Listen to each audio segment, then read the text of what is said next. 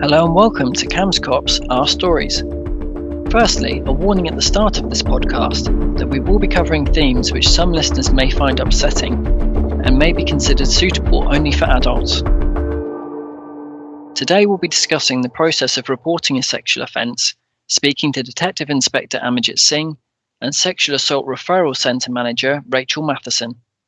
We will also be speaking to a survivor of a serious sexual assault as she discusses her experiences and how she reported what happened after initially being worried that she wouldn't be believed. So it happened in April 2015 and it took place in a hotel. I was away on business and the perpetrator was my line manager. I'd known him for 8 years, had an okay working relationship, but never really liked him as a person. He was the sort of type of womanizer and very arrogant. But as I say, to work for professionally, everything was fine. On the night in question, whilst a group of colleagues socialised at the hotel, with him included, he began texting me. And this escalated to what I'd call sexual harassment, each time with me refusing his offers and advances. When we all eventually retired to our respective bedrooms, he continued to prey on me by constantly ringing my mobile. He felt like a predator when he said to me, "I shall knock on every bedroom door until I find you," and yet I still wouldn't disclose my bedroom number to him. But on the phone, after some noise and like a dropping, smashing sound, the line fell silent and I assumed that he'd finally given up and passed out. But unbeknown to me, he was more determined than ever to find me, even after falling down a full flight of stairs near the reception area.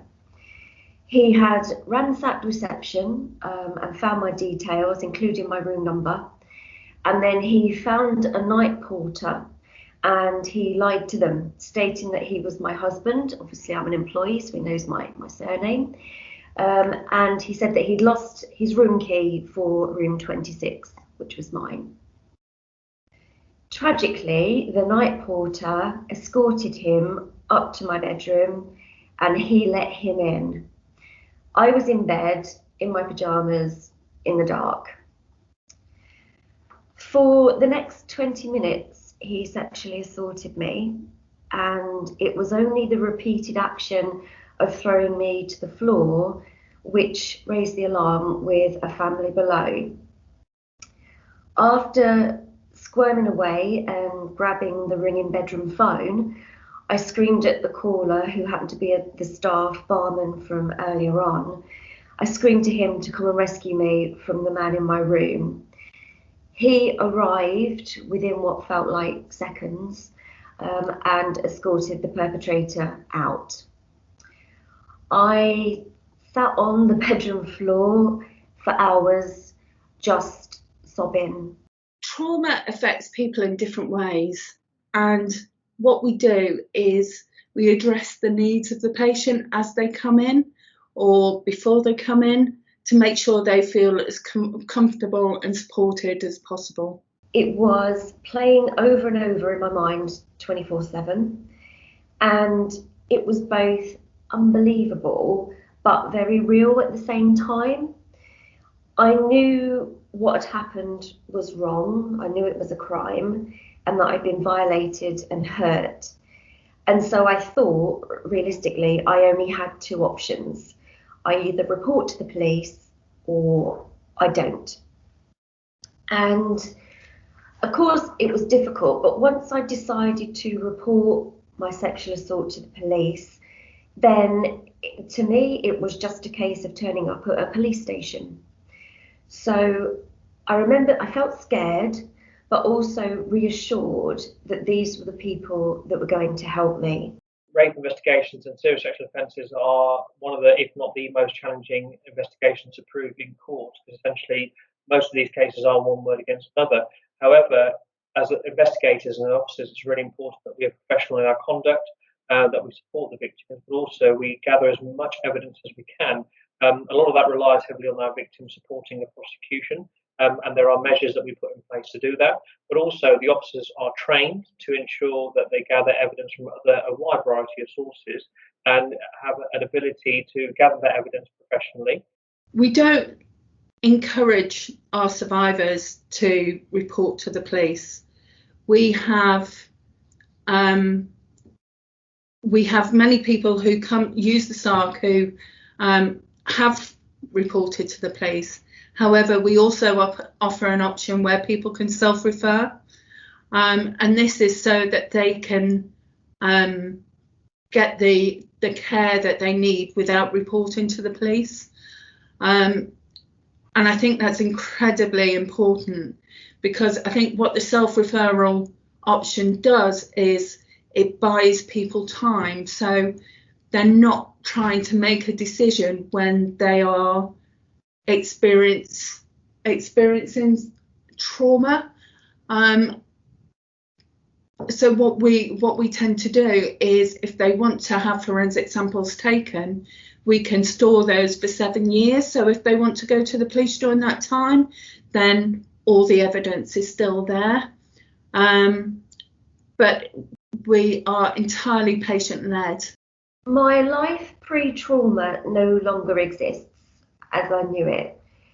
I've grieved for the person that I used to be, and even after these many years, I've begun to accept that that person is never coming back, and that's very hard to do. Some of the negative stereotypes are the issues, and also some, as you probably know, nationally there is a low conviction rate currently of rape and serious sexual offences, and the police and the prosecuting agencies are doing everything we can to change that and to encourage people to report, to encourage people to support. And some of the reasons for not engaging could be because of a fear of not being believed, or a fear of not getting successful prosecution or conviction at court. And I think what I would say to any victim out there is that we will believe you. As Cambridge Discovery, we are really driven to help people of serious sexual offence violence, and also ensure that we are getting them justice. And again, if there's a concern about not being believed, I can assure you that's not the case. And we will deal with you professionally, sensitively, and to ensure that we give you as much of our time as needed. I think speak to someone, whether it is someone like the Elms, whether they want to talk to the police, whether it's a friend, family member. It's really important to have some support and someone you can talk to. It's trying to struggle alone. It's hard to describe, but it's basically, it's soul destroying and very debilitating. You can't really function, and any survivor of this type of crime will probably resonate with some of what I'm saying. Having a safe place to visit and receive some aftercare support, and even to just discuss your options, is a real lifesaver. Like I say, I was so alone, not knowing about the service, that I did think I only had 2 options, and I wasn't even functioning probably correctly to make rational decisions. You can decide via the Elms whether you want to go on to report your assault as a crime or not. It's an option, as I say, that I wasn't aware of. I didn't realise that I could obtain any care and support as a victim of a sexual crime without going through the police. Every emotion that you feel is valid. There's no instructions on how to survive such an intimate and intrusive trauma.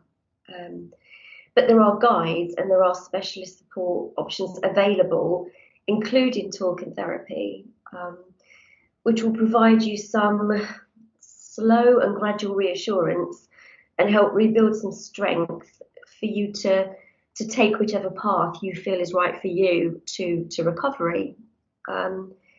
This is what I massively missed out on because I was unaware of such services, and I feel that this would have made the world of difference to me in my journey to recovery.